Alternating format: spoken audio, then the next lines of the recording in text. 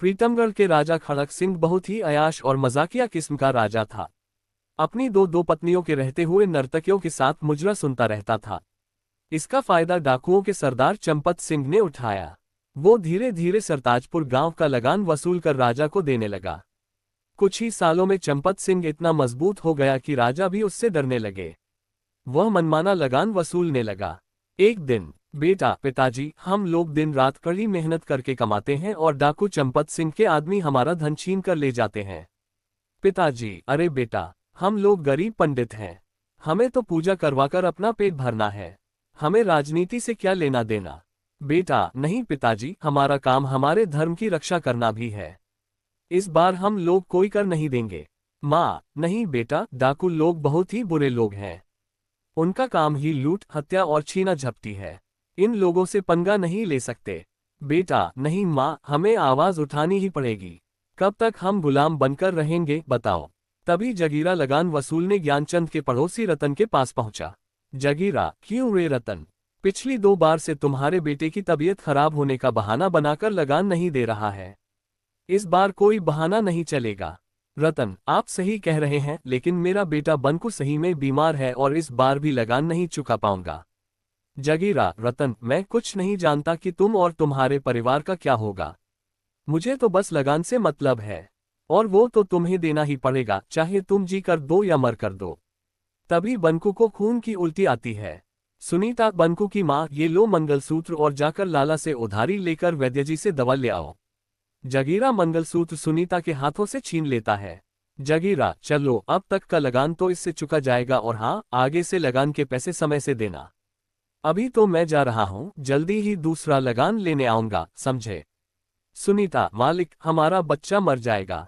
मंगलसूत्र दे दो, ये मेरी सुहाग की आखिरी निशानी बची थी। जगीरा, मैं नहीं जानता कि कैसे क्या करोगे। हमें लगान मिल गया बस।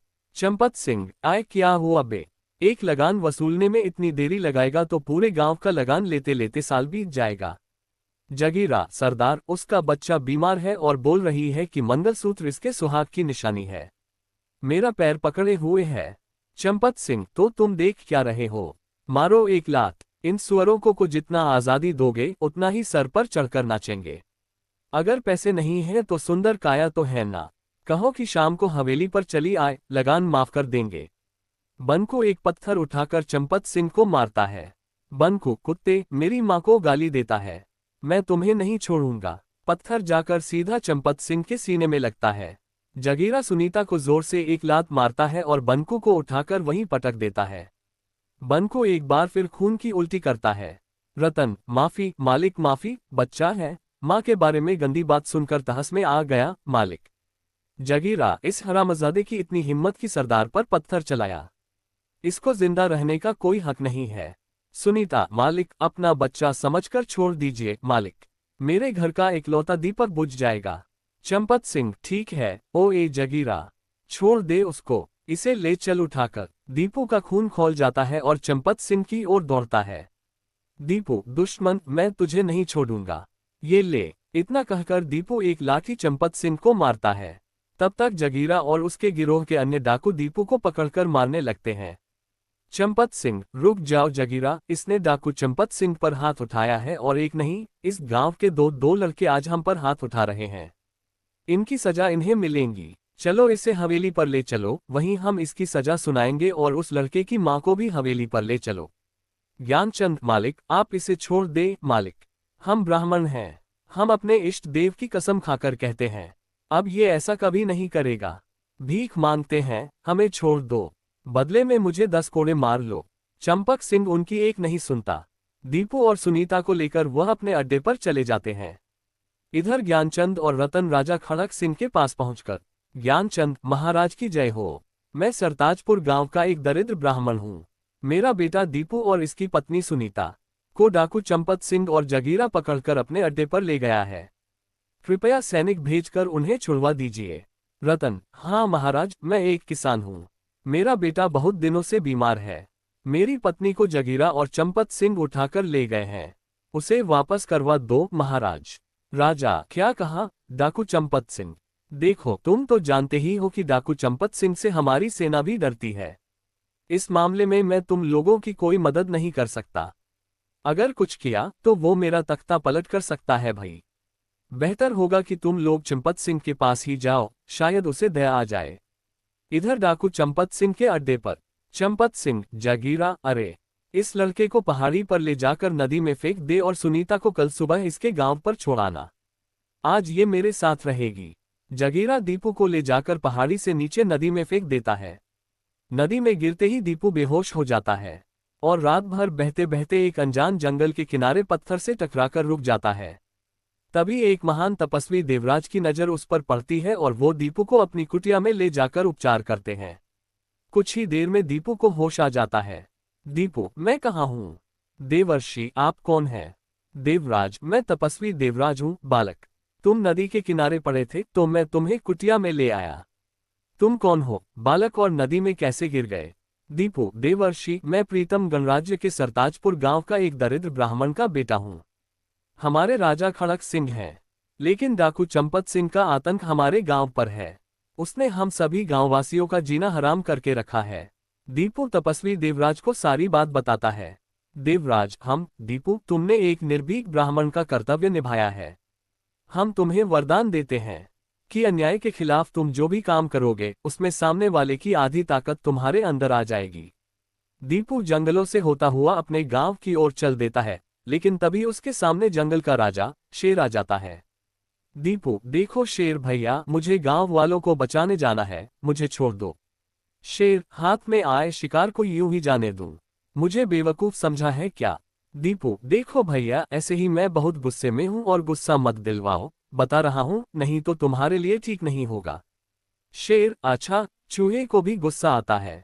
तुमने एक शेर को ललकारा है, अब देख तुम्हें कैसे मैं चटकर जाता हूं, देख। शेर पूरी ताकत से दीपू के ऊपर छलांग मार देता है, लेकिन दीपू पहले से ही चौकन्ना था और पूरी ताकत से अपने मुके को शेर के जबड़े पर दे मारता है। शेर की आधी शक्ति दीपू में आ गई थी, इसलिए शेर कुछ दूर जाकर गिरता है। शेर की दहाड़ से पूरे जंगल के जानवर इकट्ठा हो जाते हैं। दोनों में भयंकर लड़ाई शुरू हो जाती है। आखिरकार दीपू जीत जाता है और शेर हार मान लेता है। शेर, मुझे छोड़ दो बालक, तुम जो कहोगे हम और हमारी प्रजा तुम्हारे लिए करेंगे। दीपू, तो ठीक है, तुम और सभी जंगल के जानवर हमारे गांव को डाकुओं से छुड़वाने में मदद करेंगे। शेर, ऐसा ही होगा। दीपू, शील, तुम जासूसी कर बताओगी कि चंपत सिंह का गिरोह कहां पर है। जब हम चंपत सिंह से लड़ रहे होंगे तभी तुम ऊपर से पैसों की बारिश कर देना ताकि डाकू लोग पैसे लूटने लगे और हम आसानी से उनको बंदी बना सकें। शेर, वाह, अच्छी योजना है, मुझे तो डाकुओं का भोजन भी मिल जाएगा। दीपू, बंदर मामा, आप पहले से ही सभी साथियों के साथ पेड़ों पर रहेंगे। मौका मिलते ही डाकू का हथियार उठाकर भाग जाना। शेर, गजब, मुझे भी हथियार का डर नहीं रहेगा। निहत्थे डाकुओं का स्वादिष्ट भोजन, मजा आ जाएगा। दीपू, कोयल बहन, तुम्हें जैसे ही कोई गड़बड़ दिखाई दे अपनी मधुर आवाज से हमें सूचित करना। गांव में ज्ञानचंद, अरे मेरा बेटा, जिंदा है तू? ज्ञानचंद, अरे ओ दीपू की माँ, सुनती हो, जरा बाहर तो आना, देखो कौन आया है। दीपू की माँ, आपको कई बार कहा कि दीपू का नाम ना लो, मुझे उसकी याद आ जाती है। दीपू की माँ, अरे मेरा लल्ला, तू जिंदा है, मैंने तो आशा ही छोड़ दी थी। ज्ञानचंद, हम कल सुबह ही गांव छोड़कर चले जाएंगे, नहीं तो चंपत सिंह के डाकू दीपू को जिंदा नहीं छोड़ेंगे। दीपू, पिताजी, अब हम नहीं, चंपत सिंह और उनके डाकू हमारे गांव को छोड़कर जाएंगे। दीपू की माँ, नहीं बेटा, हम लोग उनसे नहीं जीत सकते। वे हथियारों से हम सभी को मौत के घाट उतार देंगे। पिताजी की बात मान ले दीपू, हम लोग चलते हैं कहीं दूसरी जगह। अरे, जिंदा बचे तो कहीं भी रहकर अपना जीवन गुजार लेंगे। ज्ञानचंद, हाँ बेटा, उस दिन सुनीता जगीरा को दांत काटकर भागकर जंगलों में जा छुपी। चंपत सिंह और उनके डाकू रतन के घर पर आए और सुनीता के ना मिलने पर दोनों बाप बेटों को मारपीट कर गांव से निकाल दिया। दीपू ज्ञानचंद को अपने साथ हुई घटनाओं के बारे में बताता है। ज्ञानचंद और विजया को विश्वास दिलवाता है कि वो और जंगल के उसके साथी मिलकर डाकुओं को गांव से मार भगाएंगे। दूसरे दिन सुबह में कोयल आकर कूकने लगती है। दीपू, पिताजी, लगता है खबरी ने डाकुओं को बता दिया कि मैं आ गया हूँ। दीपू, कोयल, तुम जाकर जंगल में खबर कर दो। तभी चील आकर बताता है कि चंपत सिंह अपने सभी डाकुओं के साथ गांव की तरफ आ रहा है। इधर कोयल के कहने पर शेर सभी जानवरों को लेकर सरताजपुर गांव पहुंच जाता है। सभी गांव वाले घबराकर इधर उधर भागने लगते हैं। दीपू, गांव वासियों, जंगल से ये जानवर हमारी मदद के लिए आए हैं। आप लोग घबराए नहीं, अपने अपने घरों में सुरक्षित रहें। शेर, बोलो बालक, अब हमें क्या करना है? दीपू, सबसे पहले शेर भैया, आप लाला के घर जाकर उसे हड़का कर पैसे ले आओ और चील को दे दो। फिर सभी जानवरों के साथ छुपकर डाकुओं के आने का इंतजार करो। शेर, चलो, ये काम तो मैं यूं ही कर दूंगा। शेर जैसे ही लाला सेठ के घर में घुसता है, पूरे घर में हड़कंप मच जाता है। सारे नौकर इधर उधर भाग जाते हैं। सेठ तिजोरी छोड़कर कमरे में बंद हो जाता है। बंदर मामा जाकर उसमें से सारे पैसे लेकर एक कपड़े में बांधकर चील को दे देते हैं। तभी कोयल कूकने लगती है। चंपत सिंह जगीरा और डाकुओं के साथ वहां पहुंचता है। चंपत सिंह, पंडित, हमें मालूम है कि तुम्हारा बेटा जिंदा बचकर आ गया है। चुपचाप अपने बेटे को सरदार के सामने ले आओ, नहीं तो हम तुम्हारे घर को आग लगा देंगे, समझे? दीपू, मैं भी तुम ही लोगों का इंतजार कर रहा था। अरे, तू क्या निकलेगा? मैंने तुम्हें बिल से निकालने के लिए जानबूझकर तुम्हारे पास खबर पहुंचवाई थी। चंपत सिंह, अच्छा, तो चींटी के भी पर निकल आए। ए जगीरा, पकड़ कर लाओ उस पंडित के बच्चे को। आज सभी गांव वालों के सामने उसे जिंदा जलाएंगे ताकि आज के बाद कोई सर नहीं उठा सके। दीपू, अरे जगीरा, फिलहाल तो अपनी जान की फिक्र कर। दीपू, साथियों, आक्रमण। पेड़ों पर से अचानक बंदर सारे कूदकर शोर मचाते हुए डाकुओं पर टूट पड़ते हैं और उनके हथियार लेकर पेड़ पर भाग जाते हैं। तभी सभी जानवर एकाएक डाकुओं पर आक्रमण कर देते हैं। शेर को देखकर सभी जान बचाकर इधर उधर भागने लगते हैं। तभी चील ऊपर से पैसों की बारिश कर देता है। डाकू लोग पैसा लूटने लगते हैं। चंपत सिंह, अरे हरामजादों, अरे पैसा छोड़ो और युद्ध करो। शेर कई डाकुओं को घायल कर देता है और उन्हें खा जाता है। सारे डाकू मारे जाते हैं। दीपू, भागता कहाँ है कमीने? ये ले मेरा फौलादी मुक्का। चंपत सिंह, मुझे छोड़ दो, मुझे छोड़ दो, ये शेर मुझे खा जाएगा। वो कुछ सोच पाता उससे पहले सारे जानवर उस पर टूट पड़ते हैं। जगीरा के साथ चंपत सिंह भी मारा जाता है। दीपू, गांव वालों, सभी अपने घर से बाहर आ जाओ।